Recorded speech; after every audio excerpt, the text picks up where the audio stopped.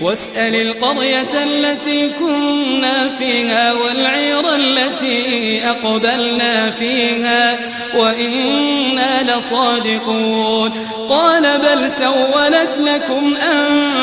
أنفسكم أمرا فصبر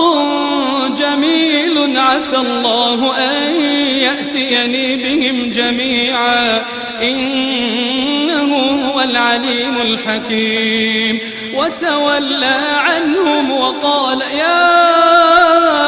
أسفا على يوسف وتولى عنهم وقال يا أسفا على يوسف وابيضت عيناه من الحزن فهو كظيم قالوا تالله تفتأ تذكر يوسف حتى تكون حرضا أو تكون من الهالكين قال إنما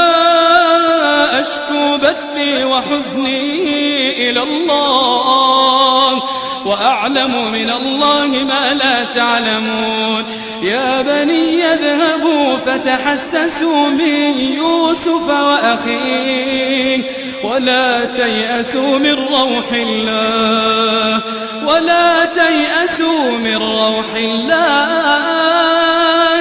إنه لا ييأس من روح الله إلا القوم الكافرون فلما دخلوا عليه قالوا يا أيها العزيز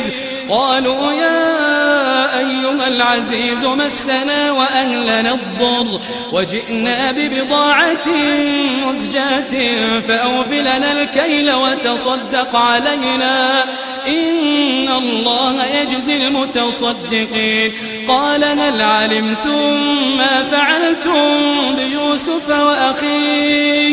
قال هل علمتم ما فعلتم بيوسف وأخيه إذ أنتم جاهلون قالوا أئنك لأنت يوسف قال أنا يوسف وهذا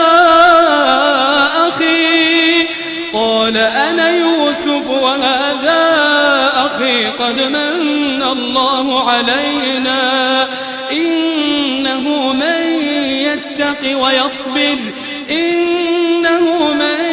يتق ويصبر فإن الله لا يضيع أجر المحسنين قالوا تالله لقد آثرك الله علينا وإن كنا لخاطئين قال لا تثريب عليكم اليوم يغفر الله لكم وهو أرحم الراحمين